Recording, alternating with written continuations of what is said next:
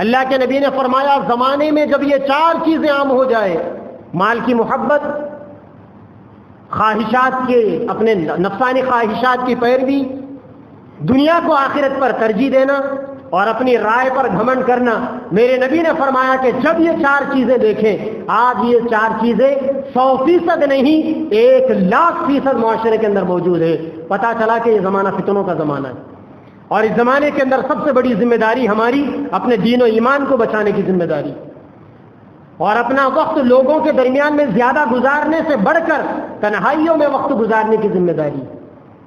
آج کے زمانے میں یہ دوستیاں کوئی معنی نہیں رکھتی، جو دوستی انسان سے اس کے ایمان کو ختم کرنے کا سبب بنے۔ لہذا آج کے زمانے میں 4-5 کام کرنے۔ سب سے پہلا کام، انسان دین کا صحیح علم حاصل کرے، فتنوں سے اپنے آپ کو بچانے کے لیے دین کا علم حاصل کرے۔ اسلام کے جو بنیادی عقیدے ہیں، جن عقائد کی پٹری سے آدمی ہٹ جائے پھر اس کا دین باقی نہیں رہتا، ان عقائد کو سیکھے آدمی، مدارس میں جا کر سیکھے، علماء کرام کے ساتھ میں مل کر سیکھے، اللہ والوں کی صحبتوں میں بیٹھ کر سیکھے، دیندار لوگوں کے پاس جا کر سیکھے، مگر سیکھے، روزانہ کچھ نہ کچھ سیکھے۔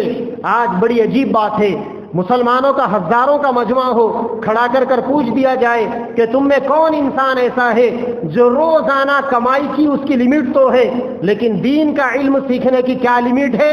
لاکھوں کے مجمع کے اندر 2-4 لوگ ہی ملیں گے ایسے۔ آپ ہی بتائیے اتنے لوگوں کے اندر کہ ہاتھ اٹھا کر بتائیے کہ آپ میں سے کون آدمی ایسا ہے جو ڈیلی وائس کی بنیاد پر میں دین کا روزانہ ایک مسئلہ سیکھوں گا؟ کوئی ایک ہے تو ہاتھ اٹھا کر بتائیے۔ آپ نہیں بتا سکتے آپ، تو یہ جہالت کے ساتھ میں آپ کا دین چلے گا؟ آپ کی مسلمانی باقی رہے گی؟ آپ کا اسلام باقی رہے گا؟ اسلام تو کتابوں کے اندر موجود ہے، اسے سیکھنا آپ کو ہے، برتنا آپ کو ہے، عمل آپ کو کرنا ہے۔ اگر آپ سیکھیں گے نہیں تو عمل کون کرے گا؟ لہذا کسی نے بڑی پیاری چیز لکھی تھی، ابھی آیا تھا سوشل میڈیا پر، یہ صدی کتابوں سے محبت کی آخری صدی۔ اب تو علماء کو بھی فرصت نہیں ہے کتابیں پڑھنے سے۔ ایک زمانہ تھا اسپین کے بادشاہ عبد الرحمن الناصر، ان کی لائبریری کے اندر 2.5 لاکھ کتابیں تھیں، بادشاہ کی لائبریری کے اندر 2.5 لاکھ کتابیں، جن میں 55,000 کتابیں پیارے نبی صلی اللہ علیہ وسلم کی احادیث کے بارے میں تھی۔ کیا زمانہ تھا کہ وقت کے بادشاہ کا ایسا ذوق، ایسا شوق پڑھنے کا۔ عبد الرحمن الناصر اسپین کا بادشاہ، 2.5 لاکھ کتابیں اس کی لائبریری کے اندر۔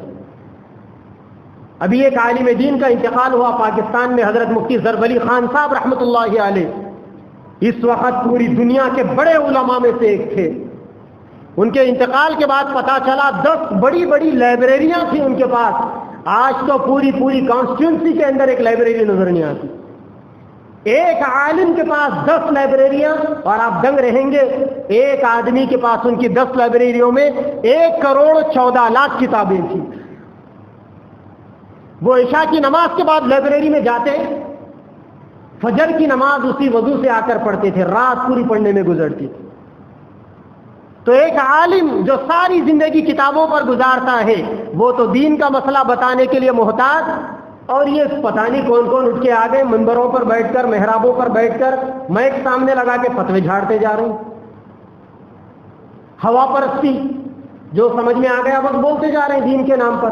فتنے ہیں یہ سب، ان فتنوں سے اپنے آپ کو بچانا ضروری ہے۔ تو پہلا کام فتنوں سے بچانے کے لیے دین کا صحیح علم حاصل کرنا اور اپنی اولاد کو علم دینا۔ آج مسلم قوم کتنی سنجیدہ ہے اپنی اولاد کے بارے میں، کن کن کو اپنی اولاد کے بارے میں فکر ہے؟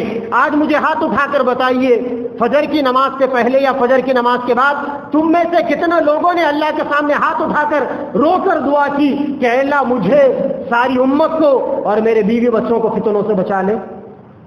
اگر آپ نے ایسا نہیں کیا تو کون بچائے گا آپ کے بچوں کو فتنے سے؟ آپ کے بچے مسلمان گھرانے میں تو پیدا ہو گئے، پیدائش کے بعد آپ نے ان کے کانوں میں اذان تو دے دی، مگر اصل مسئلہ ایمان والا پیدا ہونے کا نہیں، اصل مسئلہ ایمان والا بن کے مرنے کا ہے۔ ماں باپ کو فکر کرنی چاہیے، خود کی بھی اور اپنے بچوں کی بھی۔ اہل علم اور علماء کی صحبت میں اٹھنا بیٹھنا چاہیے، جاہلوں کے ساتھ میں اٹھنا بیٹھنا رکھو گے، علم سے دور ہوتے جاؤ گے اور فتنوں میں پھنستے جاؤ گے۔ اور دوستی بھی، فرینڈشپ سرکل بھی نیک لوگوں کی ہونی چاہیے. فتنوں سے اپنے آپ کو بچانے کے لیے دوستانہ ماحول بھی نیک لوگوں کا ہونا چاہیے. قرآن مجید کے اندر اللہ تبارک و تعالیٰ نے فرمایا وَقَيَّضْنَا لَهُمْ قُرَنَاءَ فَزَيَّنُوا لَهُم مَّا بَيْنَ أَيْدِيهِمْ وَمَا خَلْفَهُمْ کہ جو لوگ جہنم میں جائیں گے نا، ان لوگوں کی حالت یہ ہوگی کہ وہ ایسی دوستیاں کر بیٹھے ہوئے ہوں گے جو دوستیاں ان کو آگے سے، پیچھے سے، دائیں سے، بائیں سے، اوپر سے، نیچے سے گمراہ کرتی رہے گی. اسی لیے اللہ کے نبی نے فرمایا المرء علی دین خلیلی، انسان اپنے دوست کے دین پر ہوتا ہے، لہذا دوستی دینداروں سے کرو، نیک لوگوں کے ساتھ میں دوستی کرو تو فتنوں سے اپنے آپ کو بچا سکو گے. اور اسی طریقے سے ایک کام فتنوں سے بچانے کے لیے توبہ اور استغفار کی کثرت بھی کرنا ہے.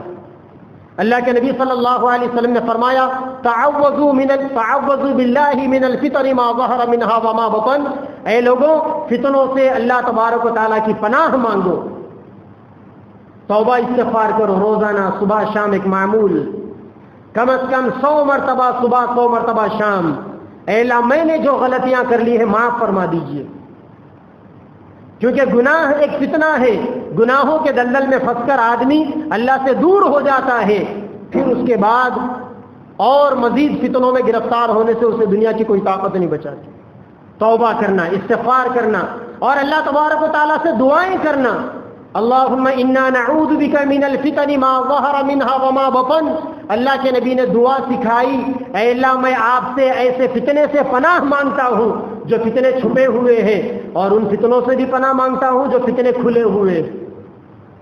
من الجنۃ والناس، قرآن مجید کا آخری سورہ اور اس سورے کی آخری آیت قل اعوذ برب الناس کے سورے کی من الجنۃ والناس، میں اللہ تبارک و تعالیٰ سے پناہ مانگتا ہوں جنات کے شر سے، انسانوں کے شر سے. تو یہ غلط دوستیاں جو ہے نا، یہ غلط دوستیاں انسانوں کے دین و ایمان کو خراب کرتی. تو میرے بھائیوں، یہ زمانہ فتنوں کا زمانہ ہے.